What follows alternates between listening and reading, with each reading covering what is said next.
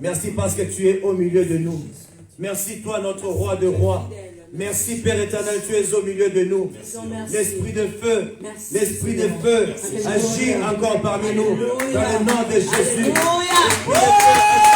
Parmi nous. Père éternel, nous voulons quitter de cet endroit libéré au nom de Jésus. Au nom de Jésus. Nous serons tous libérés ce soir au Père. Oui, Saint-Esprit de Dieu. Dans le nom puissant de Jésus. Oui, Seigneur, merci. Glorifie-toi, bien-aimé. Parle-nous, Saint-Esprit de Dieu. Sois au milieu de nous. Dans le nom de Jésus. Dans le nom de Jésus. Dans le nom de Jésus. Oui, Saint-Esprit de Dieu. Amen, amen. Oui, bien-aimé, je voudrais que tu fasses cette prière. Tu vas dire, Saint-Esprit de Dieu, je ne voudrais pas quitter cet endroit sans pour autant avoir ce que je recherche. Amen. Amen, amen. Sans pour autant avoir ce que je recherche. J'ai tant prié. Ça fait des années et des années que nous prions, bien-aimé. Mais est-ce que ta vie a déjà changé? Tu es en train de manger le miette au lieu de manger la portion qui t'est réservée. Ça doit changer, bien-aimé. La vie que tu mènes, ce n'est pas ta vie. Et aujourd'hui, bien-aimé, cela doit changer totalement au nom de Jésus. Tu vas dire, Saint-Esprit de Dieu, aujourd'hui, avec la nourriture que tu vas me faire manger, je ne quitterai pas de cet endroit affamé. Parce que je sais que lorsque je vais quitter cet endroit, ma vie sera transformée. Amen. Et si tu vas déclarer, Saint-Esprit de Dieu, je voudrais être transformé par la parole d'aujourd'hui. Je voudrais être transformé. Je voudrais agir différemment. Je ne voudrais pas faire les mêmes choses que j'ai faites il y a des années. Parce que toutes les années qui passent, nous agissons toujours de la même manière. Mais rien ne change, bien-aimé. Amen, amen. On a besoin d'expérimenter un changement au nom de Jésus. Cela doit changer, bien-aimé. On ne peut pas être des enfants de Dieu, mais nous vivons comme des mendiants. On ne peut pas être des enfants de Dieu, mais nous vivons comme des païens. Non, ça ne se fait pas. Parce que nous sommes les enfants des rois. Amen. Dis que je suis un enfant du roi. Je suis un enfant du roi. Ça veut dire que je suis un prince et je suis une princesse. Amen, amen. Oui, tu es un enfant du roi et tu as besoin de manger à la table du roi. Amen, amen. Les miettes, c'est pour les chiens. Ce n'est pas pour les enfants du roi. Amen, amen. Ainsi, tout doit être changé. Commence à déclarer, dit Saint-Esprit de Dieu. Aujourd'hui, c'est aujourd'hui. Ma vie va être transformée. Parce que je vais appliquer ce que tu vas me dire. Commence à le déclarer, bien-aimé. Au nom de Jésus. Au nom de Jésus. Nous voulons un changement, Seigneur. Nous voulons un changement, Saint-Esprit de Dieu. Dans le nom puissant de Jésus. Oh Yahweh, sous la puissance que tu vas manifester. Nous appelons Saint-Esprit de Dieu. Pour que tu te manifestes, Saint-Esprit de Dieu. Dans le nom puissant de Jésus. Dans le nom puissant de Jésus. Il est temps, Père. Il est temps qu'on puisse faire un changement. Il est temps d'un changement. Il est temps d'un changement. Au nom de Jésus. Au nom de Jésus. Il est temps de vivre un changement. Il est temps de changer de tunique. Il est temps de changer de nom. Il est temps de changer de tunique. La tunique de honte de l'humanité. Oh, là, la Amen, amen. Bien-aimé, il est temps que tu puisses changer de tunique. Il est temps que l'Éternel vienne enlever cette robe-là des hontes, des malheurs qui est sur toi. C'est la même manière que Dieu avait précipité les anges pour aller changer Josué les vêtements qu'il avait déjà portés. Ainsi, aujourd'hui, tu quitteras de cet endroit avec de nouveaux vêtements au nom de Jésus. Avec une nouvelle tunique au nom de Jésus. Et ça ne sera pas une tunique à une seule couleur, mais ce sera une tunique à plusieurs couleurs. La tunique que Jacob avait donnée à son fils Joseph, c'est ce que Dieu va te donner aujourd'hui. Reçois cela au nom de Jésus. Reçois cela au nom de Jésus. Tu es changé aujourd'hui. Oui, Saint-Esprit de Dieu. Bien-aimés, nous allons nous asseoir un peu parce que nous allons beaucoup prier aujourd'hui. Amen, amen. Je voudrais te révolter un tout petit peu. Amen, amen. Le thème de notre jeûne, c'est je suis condamné à la victoire et condamné à gagner. Amen. Amen. Condamné à la victoire et condamné à gagner. Bien-aimé, quand tu es condamné à quelque chose, ça veut dire que tu n'as pas de choix. Il faut subir cette sentence. Amen, amen. Ainsi, Dieu te dit que tu es condamné à la victoire et il te dit encore que tu es condamné à gagner. Pourquoi d'abord tu es condamné à la victoire et ensuite à gagner? Ainsi, je vais vous expliquer cela, bien-aimé. Ces jeunes, tu ne vas pas quitter de la même manière que tu es entré. Amen, amen. Alléluia. Tout doit changer. Amen, amen. Amen. Et ceci, bien aimé, nous commençons avec ce thème aujourd'hui. Ça sera notre thème annuel. Amen. Amen. L'année 2021 pour nous, ça commence déjà aujourd'hui. Alléluia. Et ce thème va nous accompagner jusqu'à la fin de l'année 2021. Alléluia. Donc sache qu'à partir d'aujourd'hui, que tu es condamné, Pasteur Michel, tu es condamné à la victoire. Alléluia. Et tu es condamné à gagner. Alléluia. Si tu ne gagnes pas, c'est toi-même. Parce que la victoire a été acquise à la croix de Golgotha. Amen. Maintenant, c'est à toi de vouloir gagner. Parce que la victoire, elle est déjà là. Tu ne combats pas l'ennemi en dehors de la victoire. Mais tu le combats déjà dans la victoire. Christ a tout rendu facile pour nous. Amen, amen. Amen. Il a tout rendu facile pour nous, bien-aimés. Et ce thème va nous accompagner pendant toute notre vie, au nom puissant de Jésus. Je sais que nous vivons tous dans la victoire de notre Seigneur Jésus-Christ. Il nous a déjà donné cela à la croix de Golgotha. Bien-aimé, la victoire, ce n'est que le résultat lorsque tu gagnes. Puisque quand on parle de gagner, quand on parle de la victoire, ça veut dire que tu as gagné. Amen, amen. Alléluia. Tu es devenu victorieux, c'est parce que tu as gagné. Mais quand tu es perdant, tu n'as pas cette victoire. Ainsi, tu dois posséder ça. Ça dépend de toi, bien-aimé. Est-ce que tu veux posséder cette victoire? Amen. Qui veut posséder cette victoire, bien-aimé? Amen. Amen, amen. Amen. Est-ce que tu peux dire, Seigneur, je voudrais posséder cette victoire? Oui, bien-aimé. La victoire, ce n'est que le résultat d'avoir gagné. Quand tu gagnes la bataille, ça veut dire que tu as eu la victoire. Amen, amen. Amen. Et lorsque nous parlons de la bataille, lorsque nous parlons de la victoire, ça veut dire qu'il y a eu un combat quelque part. Amen. Amen. Amen. Ainsi, je voudrais te dire que aussi longtemps que tu es sur la terre, ça ne changera jamais. Tu seras toujours en plein combat. La vie d'un homme, c'est un combat. Amen. Amen. La vie d'un homme, c'est un combat, bien-aimé. Mais est-ce que à chaque fois tu gagnes ou tu perds? Es-tu un perdant ou es-tu un gagnant? Amen, amen. Et plusieurs enfants de Dieu, ils se retrouvent sur les bancs des perdants. Comment peux-tu être un enfant de Dieu, mais tu perds toujours? Comment peux-tu être un enfant de celui qui a vaincu, de celui qu'on appelle le victorieux? Et puis, chose bizarre, c'est que Jésus-Christ, il n'est pas seulement vainqueur, mais il est plus que vainqueur. Amen. Maintenant, toi qui es engendré par celui qui est plus que vainqueur, comment peux-tu être un perdant? Amen, amen. Amen. Ça doit te révolter, bien-aimé. Il faut que ça te révolte. Bien-aimé, je voudrais te dire ce soir que ta victoire a commencé lorsque tu as donné ta vie à Jésus-Christ.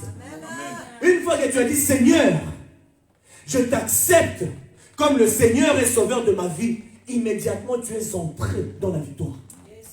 Puisque tous les païens, ils sont dans la perdition, ils sont perdus. Et ce sont des perdants. Tous ceux qui ne sont pas en Jésus-Christ, les satanistes, ce sont des perdants. Mais toi qui acceptes Christ, une fois que tu dis seulement oui à Jésus, tu changes de camp. Amen, amen. Tu changes de camp, bien-aimé. Un lion ne peut jamais engendrer un chien. Un chimpanzé ne peut jamais engendrer un gorille, bien-aimé. Ça ne se fait pas. Un chien non plus ne peut pas engendrer une antilope. C'est impossible. Ainsi, nous sommes les enfants du lion de la tribu de Juda. Ça veut dire que nous sommes aussi des lions. Amen. Amen. Et tu dois vivre en tant qu'un lion. Et le diable voudrait prendre ton identité en disant qu'il rôde autour de toi comme un lion, alors qu'il n'est pas un lion. Alléluia. Un lion sans dents. C'est toi qui es un lion parce que tu es à l'image de Jésus. C'est lui qui est un lion, c'est Jésus, bien-aimé. Que ça puisse un peu te révolter. Le lion, il veut seulement prendre cette identité qui ne lui appartient pas. Nous vivons dans la victoire. Mais nous manifestons cette victoire lorsque nous gagnons. Lorsque nous remportons la bataille. C'est alors que nous manifestons cette victoire. Amen, amen. Tu as vaincu, bien-aimé. Can you tell yourself that I'm a winner? Amen. I'm a winner. Peux-tu te dire ça, que je suis un champion? Je suis un champion. Pourquoi je te dis ça? Cette année, depuis janvier, combien de gens sont passés? Alléluia. N'es-tu pas en vie? Ça veut dire que tu as vaincu. Alléluia. Say it louder. Amen, amen. Amen. tu as vaincu. C'est I'm a winner. Je suis un champion. Je suis un champion. Est-ce que tu peux applaudir pour toi-même? Tu es là, bien-aimé. C'est parce que tu es un champion. Amen, amen. Et la Bible nous atteste cela dans le livre de 1 Jean chapitre 5 au verset 3 à 5. Écoutez ce que la Bible dit. En effet, l'amour envers Dieu consiste à respecter ses commandements. Or, ces commandements ne représentent pas un fardeau, puisque tout ce qui est né de Dieu remporte la victoire contre le monde. Amen. Tout ce qui est né de Dieu remporte la victoire contre le monde. Et la victoire qui a triomphé du monde, c'est votre foi. Amen. Qui est victorieux du monde, n'est-ce pas? C'est lui qui croit que Jésus est le Fils de Dieu. C'est celui-là qui est victorieux. Donc c'est lui qui est né de Dieu. Il triomphe du monde. Et c'est lui qui est victorieux de ce monde. C'est qui bien aimé? C'est celui-là qui croit que Jésus-Christ est le Fils de Dieu. Donc une fois que tu crois que Christ est le Fils de Dieu, oh my God, tu es déjà victorieuse. Aujourd'hui, je ne vois que la victoire sur ton visage. Amen, amen. Je ne vois que la victoire. Amen. Ainsi, bien aimé, vous avez quitté de cet endroit des victorieux. Amen. Can you tell yourself again that I'm a winner? Peux-tu te dire que je suis vainqueur, que je suis un champion, bien aimé? Amen, amen. Ah, celui qui n'est pas venu aujourd'hui, il a beaucoup raté. Amen, amen. La Bible dit que la victoire qui a triomphé de ce monde, c'est votre foi. Avoir foi en Jésus-Christ, bien aimé, c'est lorsque nous manifestons l'amour envers ses commandements. Comprenez que la victoire que nous recherchons est conditionnée premièrement par l'amour que nous avons pour notre Dieu et par le respect de ses commandements. Amen. Amen. Donc si tu veux être victorieux, change d'attitude. Alléluia. Je nous ai dit depuis le premier jour, cette année, on doit voir les choses changer autour de nous. Parce que nous avons vécu pendant plusieurs années, mais nos vies ne changent pas. Si nos vies ne changent pas, ça veut dire que c'est toi qui dois changer d'attitude. Le changement que tu recherches, ce n'est pas en dehors de toi, c'est d'abord en toi. Et une fois que tu changes your mindset, when you change it, quand tu changes ta façon de penser, quand tu changes ta façon d'agir, tout va changer. Amen, amen. Amen. C'est parce que dans ta tête, tu n'arrêtes pas de pleurer. Dans ta tête, dans tes pensées, tu n'arrêtes pas de crier, tu n'arrêtes pas de regarder aux stress qui sont en dehors de toi. Un champion ne pense pas qu'il peut perdre.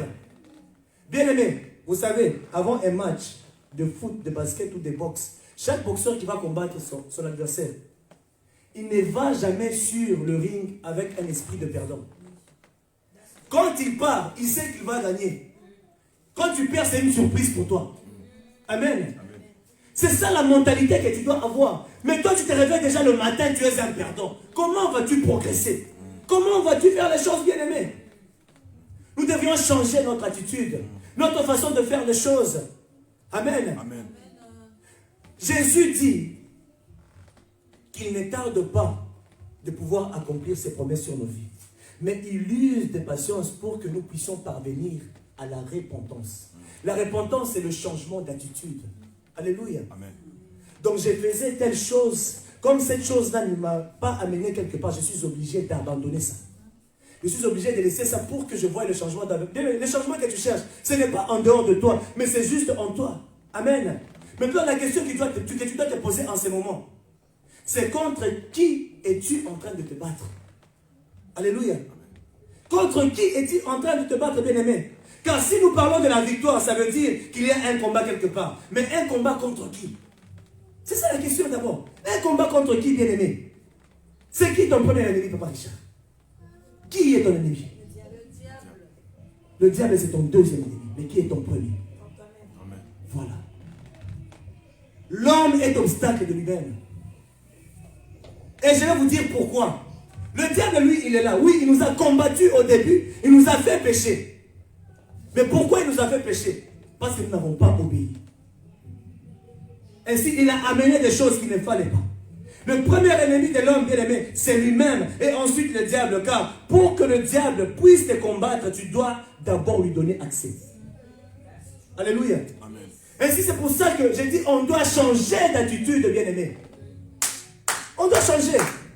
Si tu veux vivre la victoire, bien-aimé, tu demeures dans la victoire. Donc ça veut dire que tu ne peux que gagner à chaque fois et à chaque fois. La vie, c'est un combat perpétuel, mais nous sommes condamnés à gagner. Amen. Que ça te révolte, bien-aimé. Ça doit te révolter. La Bible dit dans 1 Pierre 5,8 que soyez sobres, restez vigilants. Restez vigilants. Amen. Votre adversaire, le diable, rôde comme un lion rugissant, cherchant qui dévorer. Le diable ne s'arrêtera jamais de tourner autour de nous. Ce qu'il recherche, c'est juste un petit accès pour pouvoir pénétrer. Amen. C'est pour ça que la Bible nous dit dans Ephésiens 4,27, et ne donnez pas accès au diable. Donc le diable, il est impuissant quand tu ne lui donnes pas accès. Ça veut dire que le premier ennemi de ta propre personne, c'est toi-même, ce n'est pas d'abord le diable. C'est toi qui le permets d'entrer en toi. Jésus-Christ a dit que le maître de ce monde, le prince de ce monde, des ténèbres, il est venu vers moi. Il n'a pas trouvé de ce qui lui appartient en moi. Qu'est-ce qu'il a fait? Il est parti. Quand il part, ça ne veut pas dire qu'il est parti. Il reviendra encore. Il rôde. Pourquoi? Parce qu'il est impuissant quand tu ne lui donnes pas accès. La puissance du diable, c'est quand toi tu ouvres la porte.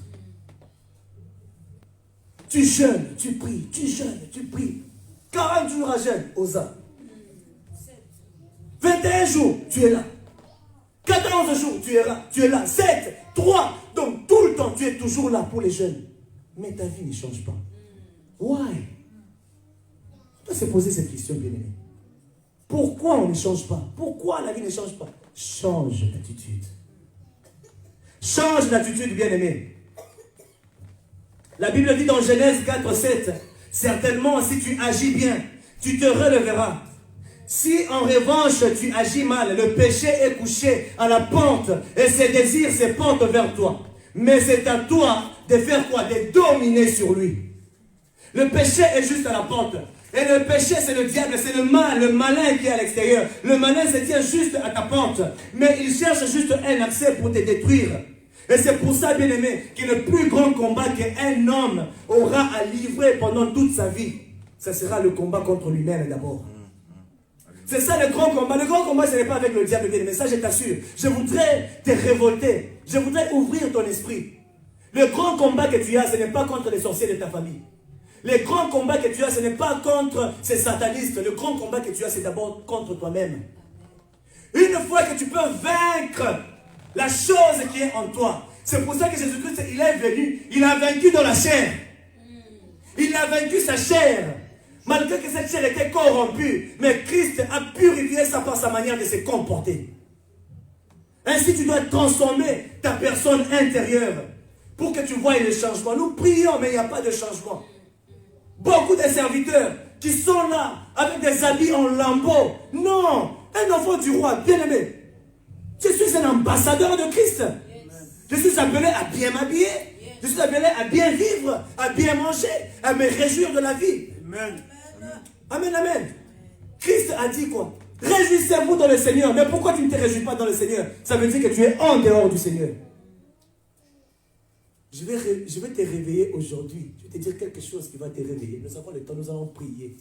Amen. Amen. Nous allons prier aujourd'hui. Amen, amen. Amen. Ça va changer. Dis, ça va changer dans ma vie. Tout va changer. Tout va changer dans ma vie. Et ça, je te l'assure, tout va changer. Alléluia. Ça va changer, bien-aimé. Merci, Saint-Esprit de Dieu. Oui, bien-aimé. Plusieurs demandent à Dieu. Seigneur, donne-moi ceci. Seigneur, donne-moi cela. Tu pries, mais il n'y a pas toujours d'exaucement. Dieu ne t'exauce pas. Mais pourquoi il ne t'exauce pas? C'est pour ça que je veux te dire pourquoi d'abord Dieu ne t'exauce pas. Comme ça, tu vas changer ta manière de prier, ta manière de faire les choses. Amen. Sais-tu pourquoi tu n'es pas exaucé? Prenons d'abord le livre de Jacques, chapitre 4, versets 1 à 3. Écoutez ce que la Bible nous dit.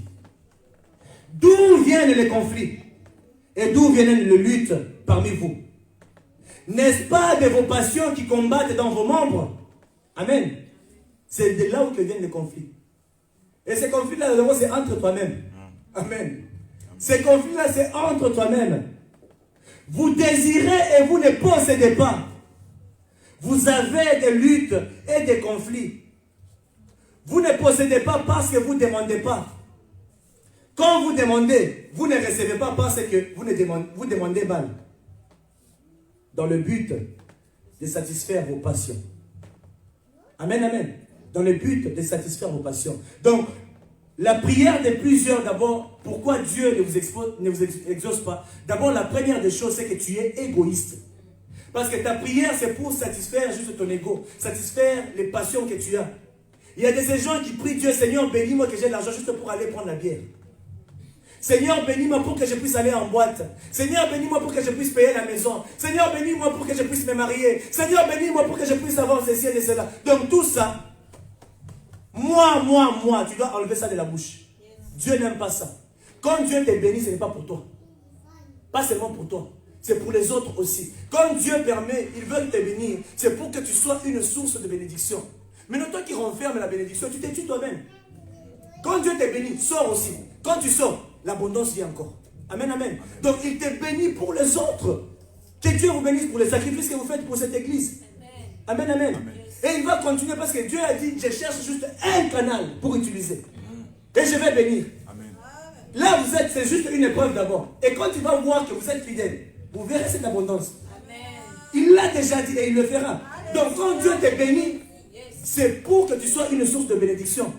Pas pour que seulement tu puisses manger les beignets. Amen, amen. Tu es en train de manger les beignets de $100. De 100 euros. Papa David, beignets à 100 euros. Tu manges les maniocs avec les arachides de 100 euros. Tu as déjà vu ça? Non, tu ne peux pas gaspiller ton argent. Amen, amen. Tu dois être une source de bénédiction. Amen. Amen. Hein? Donc il ne faut pas chercher à te satisfaire d'abord toi-même. Donc si nous changeons d'attitude, nous n'allons jamais voir la main de Dieu être bien aimé loin de nous. Parce que la Bible dit que la main de l'Éternel n'est pas courte pour nous sauver. Ni ce serait Dieu pour entendre nos prières. Mais une seule chose qui me sépare de vous. C'est ce qu'il dit. Et c'est ce que tu dois changer pour que sa main ne puisse jamais être loin de toi. Amen, amen. Et voici encore un grand secret que je vais vous donner. Alléluia. Ceci, ça va encore vous révolter. Jean chapitre 15 verset 16. Écoutez ce que la Bible dit.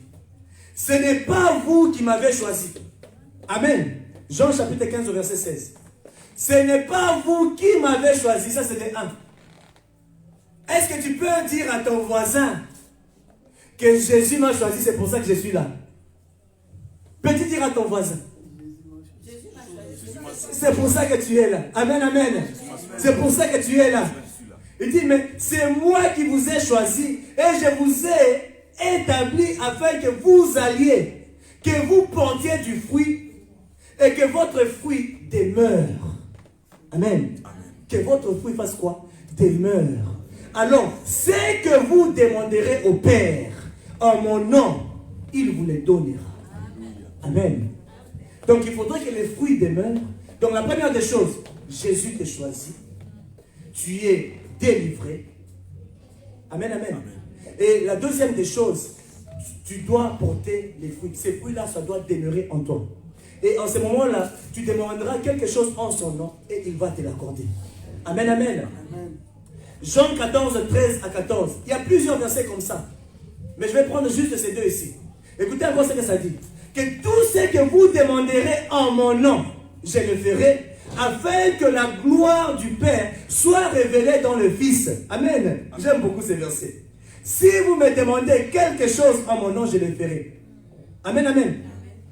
Donc, la première des choses, Jésus veut que tu puisses demander pour que la gloire du Père puisse se révéler au travers son nom. Amen, amen. Et c'est pour ça qu'il te dit, il veut que tu demandes pour que la gloire de Dieu se révèle. Amen, amen. Maintenant, la deuxième des choses, il a dit, si vous me demandez, il dit quoi? Donc, il faut d'abord demeurer dans sa parole, demeurer dans son nom, afin que lorsque vous allez demander, qu'il vous accorde ça. Donc, quand Dieu, excusez-moi, quand Dieu te regarde, lorsque tu demandes quelque chose, et il voit en toi, il voit que tu portes le fruit de Jésus. Je voudrais te dire quelque chose. Il voit que tu portes le fruit de Jésus. En ce moment-là, il voit la personne de Jésus en toi, et c'est pour ça qu'il t'accorde ce que tu demandes. Amen, amen. Amen. Parce que plusieurs ne savent pas. Je demande, Dieu ne me donne jamais. Dieu veut que tu portes le fruit. Le fruit demeure, parce que la gloire du Père, c'est lorsque tu portes le fruit. Tu portes le fruit de qui? Du Fils. Et une fois que tu portes le fruit du Fils, ça veut dire que Jésus vit en toi. Et quand tu pries, donc ce n'est pas toi qui pries, mais c'est Christ qui prie pour toi. Et quand tu demandes, cette chose-là vient vers toi. Dieu ne peut que répondre. Pourquoi? Parce que tu portes le Fils. Quand Dieu te regarde, il ne voit pas Richard, il voit le Fils. Quand Papa David demande, il ne voit pas David, mais il voit Jésus. Il regarde Natacha, il ne voit pas Natacha.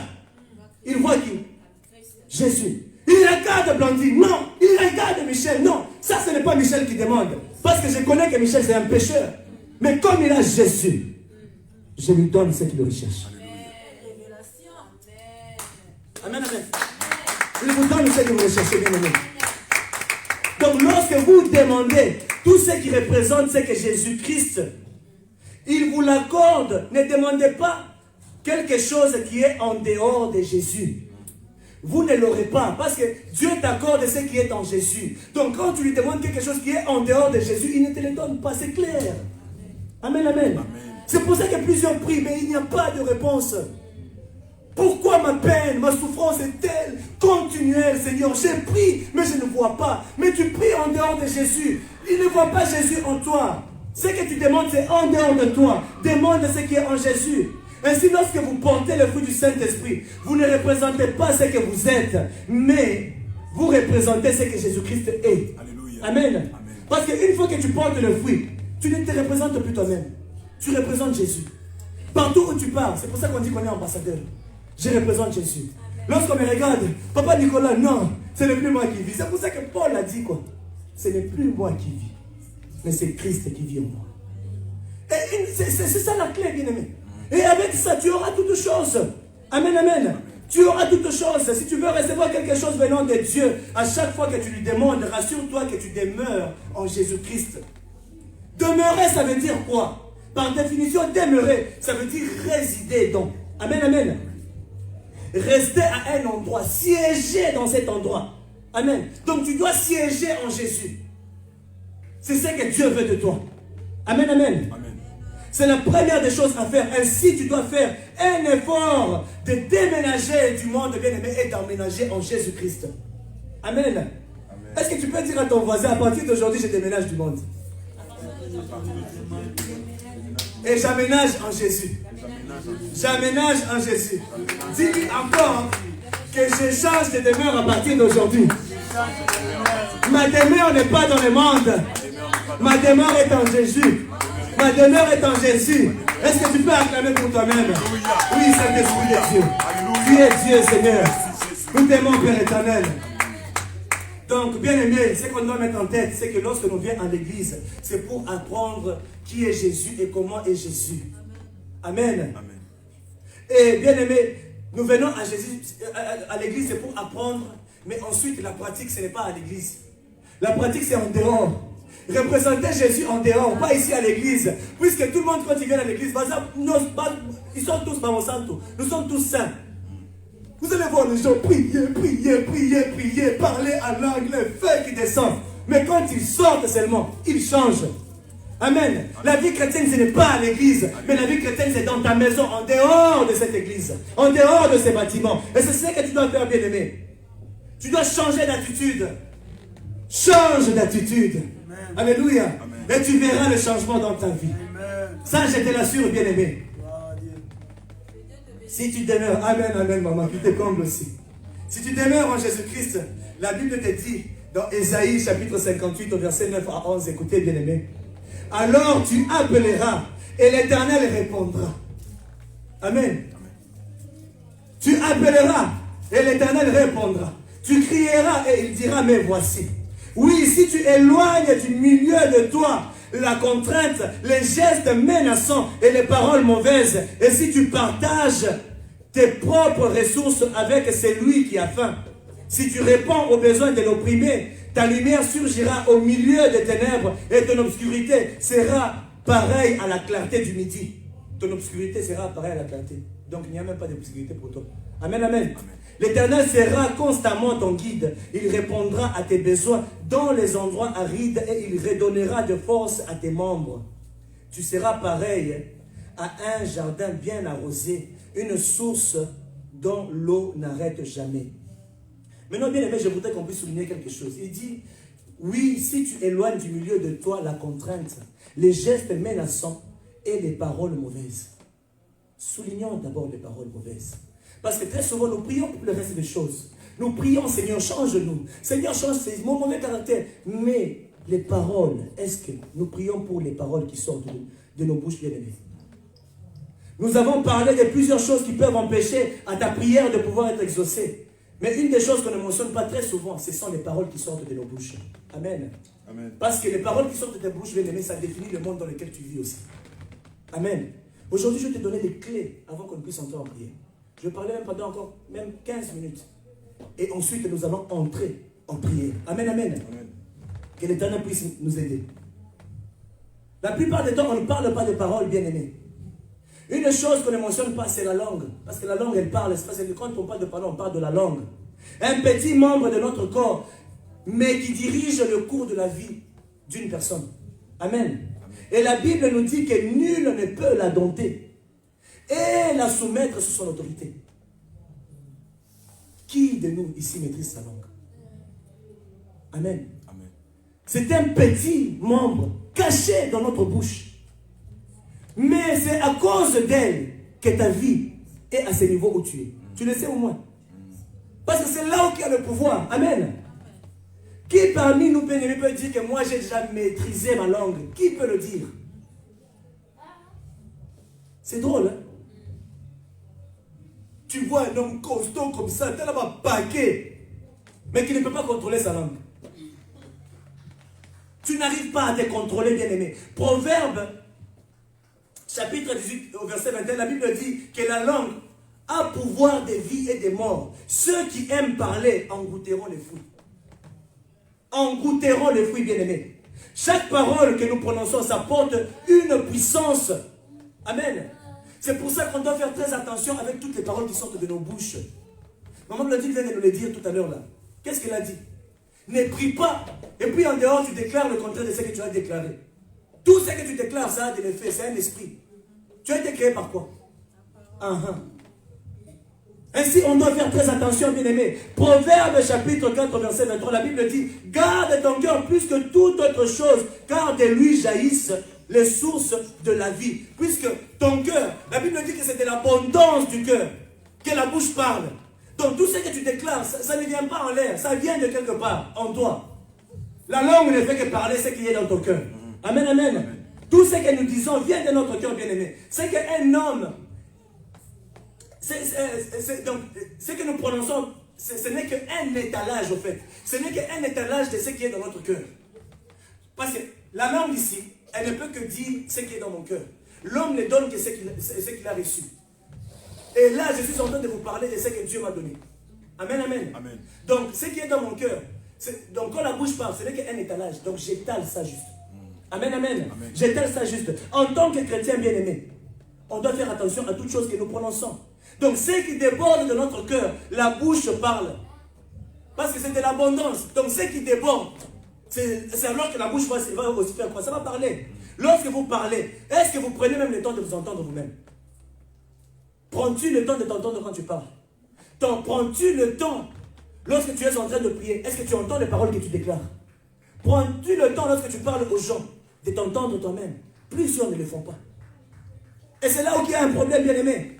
Jacques chapitre 1 au verset 26, la Bible dit: si quelqu'un parmi vous croit être religieux, alors qu'il ne tient pas sa langue en bride, mais trompe son propre cœur, sa religion est sans valeur. Donc pour te dire que si tu t'appelles chrétien et que tu ne peux pas dompter ta langue, ta religion est vaine. Amen. Amen. Tu n'es pas un vrai chrétien. Un chrétien, c'est celui-là qui peut maîtriser sa langue.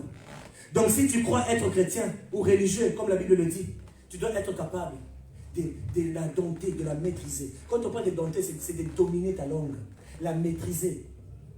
Amen. De la dominer, bien aimé. Proverbe 10, au verset 19, la Bible dit: qui parle beaucoup ne saurait éviter des péchés, mais l'homme avisé met un frein à ses lèvres. Comme on l'a au salon de coiffure, là où je parle, quelqu'un qui parle et qui n'a pas de frein, il dit n'importe quoi. Mais papa, je suis bien sur ta maté. Avale même la salive. Quelqu'un qui parle qu'il n'avale même pas les amis. Pourquoi vous avez déjà vu ça? Il parle depuis qu'il parlait. En tout cas, même une radio ne parle pas comme ça. Hier, je lui ai dit, papa, quand tu parles, avale même un peu la salive. Donne-toi le temps. Tu vas te tuer un autre jour. On ne parle pas comme ça. Je dis non. La Bible te dit, ah, ne me dis pas les histoires de la Bible. Moi, je suis chrétien depuis que je suis petit, je connais tout. Tu n'as pas à me dire. Je dis, regarde-moi ces messieurs. Perdu. La langue. Tu ne fais que parler. Et celui qui parle beaucoup, il ne peut que pécher. Tu vas pécher, bien-aimé. Amen, amen. Tu ne peux que pécher. Si tu veux être exaucé, débarrasse-toi de toute parole malveillante, méchante, qui détruit la vie des autres aussi. Parce que les paroles que tu déclares, parce que quand Dieu voit la méchanceté de tes paroles, il ne peut pas t'exaucer aussi. C'est une des choses pour laquelle Dieu ne t'exauce pas aussi. La langue. Amen. Éphésiens 4, 29, la Bible dit qu'aucune parole malsaine ne sorte de votre bouche, mais seulement de bonnes paroles qui, en fonction des besoins, servent à l'édification et transmettent une grâce à ceux qui les entendent. Amen. La Bible, elle est très claire. Jacques chapitre 3, verset 2, la Bible dit: en effet, nous trébuchons tous de bien de manière. Si quelqu'un ne trébuche pas en parole, c'est un homme mûr, capable de tenir tout son corps en bride. Amen. Donc Jacques te dit, donc si tu peux tenir ta langue, tu peux tenir, tu peux maîtriser, contrôler tout ton corps. Amen, amen. Tu peux tout maîtriser de tout. Donc le problème, c'est de tenir ta langue en bride. La dompter. Une fois que tu peux tout maîtriser. Donc nous commettons tous des erreurs, des biens, des manières, mais si quelqu'un commet jamais des erreurs comme la Bible le dit, c'est un homme parfait, capable de bien maîtriser tout son être. Toute personne qui peut contrôler sa bouche peut tenir son corps dans la sainteté aussi. Amen. Elle peut contrôler tout son être. Tenir sa langue en bride, ça veut dire la contrôler. Et celui qui contrôle est capable de garder son corps dans la sainteté. Et quand tu es saint, Dieu ne peut pas te refuser quoi que ce soit. Amen, amen. Et tenir sa langue, bien-aimé, c'est quelque chose de très difficile et tu ne peux pas contrôler ça par toi-même. Ça, c'est un fait. Amen. Ta langue est l'un des membres qui fait que Dieu ne puisse pas t'exaucer. Mais pour la contrôler, je voudrais te dire aujourd'hui que tu ne peux jamais la contrôler par toi-même. C'est pour ça que le Saint-Esprit te donne le fruit de la maîtrise de soi. Amen. Parce qu'une fois que tu as la maîtrise de soi en toi, tu peux la contrôler. C'est pour ça qu'il mieux vaut ne pas beaucoup dire. Quand tu n'as rien à dire, tais-toi. L'homme sage, c'est celui qui écoute beaucoup et qui parle peu. Parce que quand tu parles beaucoup, tu vas pécher. Amen. Donc contrôler, bien-aimé, votre bouche veut dire contrôler ses émotions. Amen. Et quand on contrôle les émotions, ça veut dire que on contrôle notre âme. Parce que émotion est égale à âme. Amen. Et contrôler ses pensées veut dire contrôler son esprit. Amen, amen. Parce que quand on parle de la pensée, on voit l'esprit. Donc si tu peux contrôler ta bouche, donc ça veut dire que tu contrôles et ton esprit et ton âme. Donc tu es au contrôle de toutes choses. Et tu contrôles toutes choses, amen. Amen, amen, bien aimé. Jacques 3, 3, 4, la Bible dit, quand nous mettons le mort dans la bouche des chevaux pour qu'ils nous obéissent, nous dirigeons ainsi leur corps tout entier. Voyez aussi les bateaux, mais très grands et poussés par les vents impétueux, ils sont conduits par un tout petit gouvernail, là où les pilotes il veut. Amen. Vous imaginez un grand bateau. Le gouvernail, c'est un petit truc. Mais c'est ce qui dirige le grand bateau là. Regardez même la voiture. Un petit volant qui dirige toute cette carcasse-là. Et ça n'est ainsi aussi avec notre langue. C'est la langue qui dirige tous ces corps que nous avons. C'est la langue qui nous domine, bien-aimés. Un petit membre. Amen, amen. Un petit membre, bien-aimé. Parce que, quand on parle des chevaux, on prend le mort. Le mort, c'est le truc là en métal qu'on met dans la bouche d'un cheval. Et c'est lui qui est au-dessus du cheval, le cavalier. Donc, s'il veut diriger le cheval pour aller à gauche, il tire ça. Et quand il tire, ça pince sa bouche. Et quand ça pince sa bouche, il est obligé d'aller du côté où on l'a envoyé. C'est pour ça qu'on arrive à diriger les chevaux. C'est à cause du mort là qu'on place dans la bouche. Amen. Maintenant, notre langue possède notre corps. Bien aimé, il faut d'abord essayer de réfléchir. Comment un petit membre qui est dans notre bouche, c'est ce qui dirige tout notre corps? Amen, amen. Et à cause de ça, plusieurs ne sont pas exaucés. Amen. Amen. Ainsi, j'ai dit, pour évaluer même la vie d'un chrétien, il faut regarder sa langue. Tu veux voir réellement ça, c'est un pasteur, c'est un foulani. Regarde d'abord comment est-ce qu'il parle. La langue, bien aimé. Jacques 3,5, la Bible dit, la langue est un petit membre et elle peut s'éventer de grandes choses. Voyez comme un petit feu peut embraser une grande forêt. La langue donc est le membre principal qui peut influencer votre vie. Et ça peut vous aider à réussir ou vous aider à vous détruire. Juste la langue que vous avez. Toujours dans Jacques 3. Gardez toujours là-bas. Allons au verset 6 à 11. La Bible dit, la langue aussi est un feu. C'est le monde de la méchanceté. Ainsi, la langue se trouve parmi vos membres. Et parmi nos membres, elle souille tout notre corps et enflamme les cours de notre existence. Amen, amen. Étant elle-même enflammée par l'enfer. Toutes les espèces de bêtes, d'oiseaux, de reptiles, d'animaux marins peuvent être domptées et ont été domptées par l'homme. Vous imaginez? Donc l'homme, il peut dominer tous les animaux qui sont sur la terre. Mais il ne peut pas dominer quelque chose en lui-même, sa langue. Donc la langue, en revanche, aucun homme ne peut la dompter. C'est un mal qu'on ne peut pas maîtriser et elle est pleine de venin mortel. Par elle, nous bénissons Dieu notre Père et par elle, nous maudissons l'homme fait à l'image de Dieu. Parlons un peu de ça. Nous venons tous à l'église, vous imaginez, nous sommes là, pour prier, adorer Dieu, lui faire des éloges, proclamer des paroles, faire la louange, l'adoration, en train de prier notre Dieu. Mais la même bouche va encore maudire. La même bouche va encore dire des mauvaises choses à ses frères et à ses sœurs. Vous vous rendez compte? On doit quitter, abandonner ces mondes-là de mélange. On ne peut pas mélanger Dieu avec les choses du monde. C'est pour ça que je vous ai dit que celui qui demeure en Jésus, il porte les fruits de Jésus. Jésus, il avait déjà dominé sa langue. Ainsi, si tu la domines, c'est Jésus qui est en toi. Ainsi, tout ce que tu vas demander, Dieu va te l'accorder pour toi. Pourquoi? Parce que tu as déjà maîtrisé ce qui est en toi. Et c'est Jésus-Christ qui... Parce que Jésus-Christ, il nous a montré, il a maîtrisé son corps. Il a maîtrisé tous les membres qu'il avait sur lui. Amen, amen. Amen. On doit quitter ce monde de mélange parce que si on ne peut pas tamiser les choses qui sortent de nos bouches, si on ne peut pas filtrer les choses qui sortent de nos bouches, bien aimé, on n'est pas chrétien.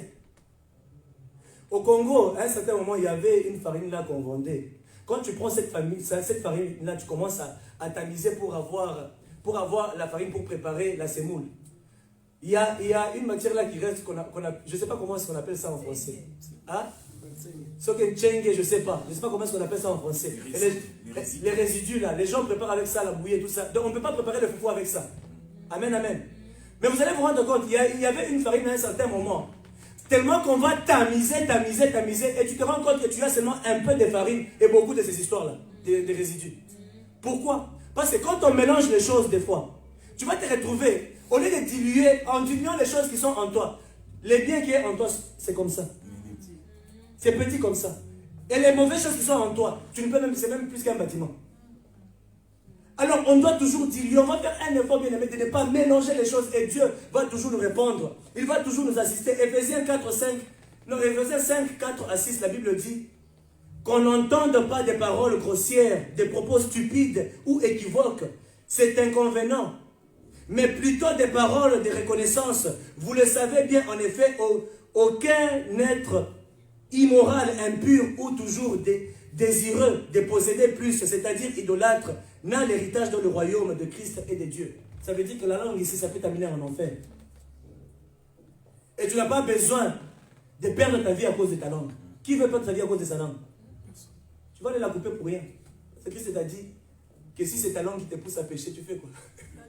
Si c'est ta main droite qui te pousse, tu fais quoi? Il ne faut pas les couper ça, il faut la dompter.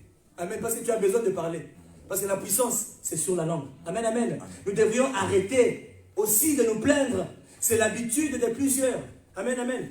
Arrêtons aussi de nous plaindre. Au lieu de se plaindre, bien aimés, recherchons toujours les enseignements dans chaque épreuve que nous avons. Amen. Je voudrais que vous enlevez les plaintes aussi de votre tête et de votre cœur. Plusieurs se plaignent sur n'importe quoi et Dieu n'aime pas ça. Dans chaque situation qui t'arrive, il y a un trésor que tu peux arracher dans cette situation-là. Dans chaque situation qui t'arrive, il y a quelque chose que Dieu t'apprend. Il y a un trésor que tu peux arracher dans la situation qui t'arrive. Ainsi, ne te plains pas. Lamentation 3, 39 à 40, la Bible dit, pourquoi l'être humain resté en vie se plaindrait-il? Que chacun se plaigne de ses propres péchés. Réfléchissons à nos voies, examinons-les et retournons à l'Éternel. Donc, au lieu de se plaindre, réfléchis à tes voies. Ne pense pas aux choses qui t'arrivent, tu commences à pleurer. Ne pleure pas, ne te plains pas. Ta manière de faire les choses, tu dois les examiner et retourner vers Dieu. Et si tu veux te plaindre, plains-toi seulement pour tes péchés. Et tu verras que tout ira de l'avant. Amen, amen, amen. Verset 10 à 12 de Jacques 3, toujours, la Bible dit, de la même bouche sortent la bénédiction et la malédiction. Mes frères et sœurs, il ne faut pas que tel soit le cas. Une source fait-elle jaillir par la même ouverture de l'eau douce et de l'eau amère? Un figuier, mes frères et sœurs, peut-il produire des olives ou une vigne de figues? De même, aucune source ne peut produire de l'eau salée et de l'eau douce en même temps. Amen, amen. Amen. Ainsi, on doit tout filtrer, bien aimé. Demandons à notre Dieu de purifier notre langue, de purifier nos lèvres, notre bouche, bien aimé, pour cette année 2021 qui va commencer. Commençons ça avec notre attitude. Vous allez voir que beaucoup de choses vont changer dans votre vie. Amen. Nous n'allons pas attendre le 31 pour déclarer des choses, mais nous allons commencer par déclarer aujourd'hui. Amen, amen. On ne va pas attendre, mais notre 2021 commence aujourd'hui. Ça a déjà commencé depuis qu'on a commencé les jeunes. Si ceux qui attendent le 31, ils sont déjà en retard. Donc si le diable nous attend à la porte de 2020 et 2021, nous, on est déjà là-bas. Amen, amen. Est-ce que tu peux applaudir pour toi-même? Amen, amen. Oui, bien aimé, nous avons besoin d'être bénis par notre Dieu. Mais qui est cette personne qui sera bénie? Psaume 24, 3, 5, la Bible dit, qui pourra monter à la montagne de l'Éternel? Nous sommes à la montagne. Qui pourra se tenir dans le lieu saint? C'est lui qui a les mains innocentes et le cœur pur. C'est lui qui ne se livre pas au mensonge et qui ne fait pas des serments trompeurs. Il obtiendra la bénédiction de l'Éternel, la justice du Dieu de son salut. Amen, amen. Pour terminer mon exhortation, bien-aimée, je voudrais juste réveiller ta conscience un tout petit peu. Et ensuite, nous allons nous tenir debout et nous allons prier pendant 30 minutes. Amen. Vous êtes assez fort, non? Il y a les gâteaux là-bas juste après. Je sais que nous avons gêné. Tu vas manger les gâteaux après. Amen, amen. Dieu va t'aider.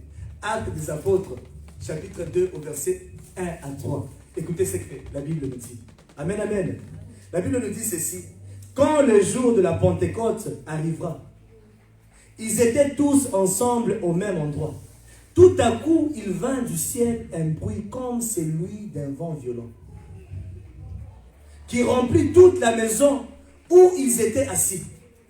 Des langues qui semblaient des feux leur apparurent, séparées les unes des autres, et elles se posèrent sur chacun d'eux. Je voudrais attirer l'attention de quelqu'un. Qu'est-ce que vous remarquez dans ces passages? Qu'est-ce que vous remarquez dans ces passages, bien-aimés? Donc la première des choses qui a attiré d'abord Dieu sur les apôtres et qu'il a touché en premier, c'était d'abord leur langue. Amen. Dieu, avant que sa puissance, avant que le Saint-Esprit ne puisse descendre sur les apôtres, la première des choses, le premier membre que Jésus-Christ a touché dans le corps humain d'un être humain, c'est la langue. Amen. Ça doit faire résonner, bien-aimé. C'est la langue. Car on peut même constater qu'avant, bien-aimé, donc avant toute chose, essayez juste de vous imaginer. Ils étaient tous réunis comme nous là. Et le Saint-Esprit est descendu. Et la première des choses que l'Esprit a touché, c'était la langue. Amen. C'était la langue. Donc le premier membre que Jésus-Christ a touché d'abord, c'est la langue. Pourquoi? Parce que c'est là où il y a toute chose. C'est pour ça que faites attention à votre langue. Amen, amen. Amen. Le premier membre qui a été touché, c'était leur langue. Nous allons demander à notre Dieu maintenant de contrôler notre langue, de la toucher afin qu'on ait plus de puissance et qu'on puisse être aussi capable de la contrôler. Nous allons maintenant nous tenir debout et nous allons prier. Amen, amen. Est-ce qu'on peut d'abord acclamer pour Dieu, acclamer pour ce qu'il nous a dit? Ainsi, bien aimé, la première prière que tu vas faire aujourd'hui, que tu vas faire ce soir, tu vas dire d'abord, Saint-Esprit de Dieu, je voudrais que tu puisses d'abord purifier ma langue. Amen.